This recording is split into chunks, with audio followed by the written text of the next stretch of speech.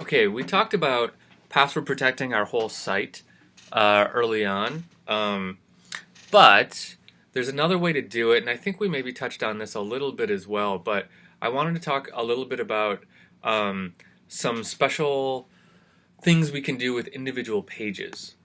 So I'm going to go into my dashboard and look at pages. And there's two kind of special things we can do when we make a page.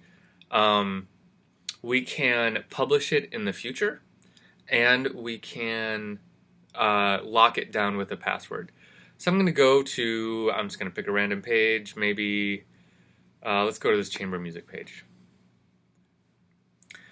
So over here under publish, we have a couple different options here. We have status published, and we can change it to pending review and draft. I'm not really sure what pending review does, but draft takes it offline to anyone except the administrator, so only you can see it. Visibility is public. We can change that to password protected, and then we put in a password. So we could say, let's say the password here is password, world's worst password ever. I'm going to say OK, and now I have to hit this update button.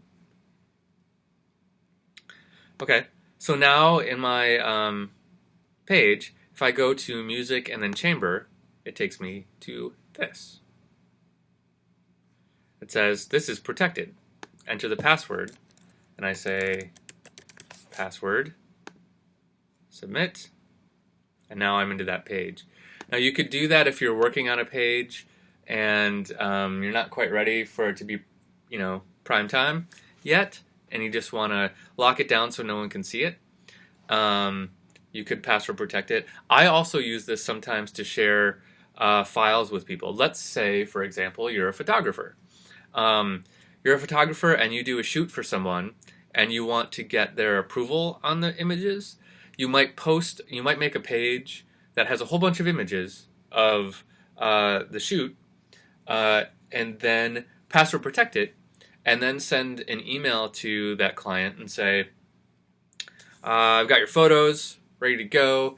Here's a whole bunch of images that you can look at. Go to this website, send them the link for that page, enter the password, blah, blah, blah, and then only they will be able to see it. So it can be handy for just like dealing with clients or commissioners or however you like to work. It's a nice trick, and it's way easier than going all the way back to cPanel and doing the password thing that we did at the very beginning with individual pages. I don't even think you can do it with individual pages through cPanel the way we did before. You can only do it for folders of stuff. Okay, so then if I want to take that off, I just go back to this visibility and I go back to public and I say OK, and then I have to update it. Now, one other thing you can do is you can schedule something to be published. That is to say, publish it in the future. You can publish it in the past too, which sometimes is actually useful. So over here we have published on July 18, 2024 at 11:33. Edit. So we can change the time that it was published. Now, let's talk about going back in time first. The only time I found that useful is if you have some part of your website that is showing a whole bunch of stuff and it's ordered by when it was published. For example, let's say, remember way back when at the bottom of my page down here, I had a list of all the pages that were created. Before I made this footer menu, it was showing all the pages that were created. Let's say I wanted to keep that.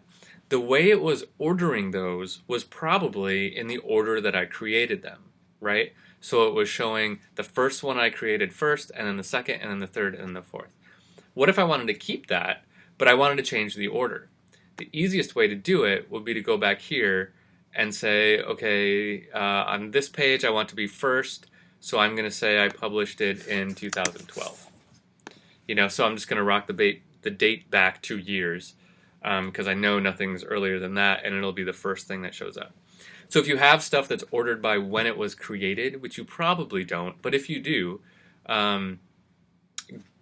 changing the date can sort out the order. It's kind of a brute force way to do that, but it'll work. Okay, I'm going to change this back to 14. Another thing you can do is publish stuff in the future. Now, why would you want to do that? Let's say you had, well, in my case, I have a situation a lot where I might write a piece of music on commission.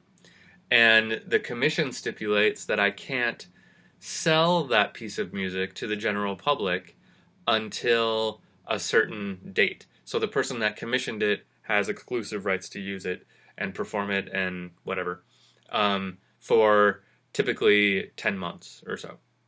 So I could, right when I finish that piece of music and get it off to the commissioner, make sure everyone's happy with that. Once it's all done, I could make a page for it, put in all my WooCommerce stuff, set a price for it, put downloads, do everything I need to do. But then on the page, all I'm going to do is set it for, 10 months in the future and say, okay, and then schedule. Now this page is not going to show up on my website until that date. And right on that date, which happens to be April 18, 2015, at 11:33, it is going to show up. So that has been really useful to me because I found that I have a habit of when I have these agreements where I can't use the piece for 10 months, I have a tendency to realize a year and a half later that I don't have that piece on my website because I totally forgot about it in that 10 months. So handy trick just to be able to put everything together, get everything you need, get everything looking good, and then schedule it for the future. So 2 tricks you can do. Password protect individual pages and schedule individual pages to show up later into the future. A nice touch if you want to do it.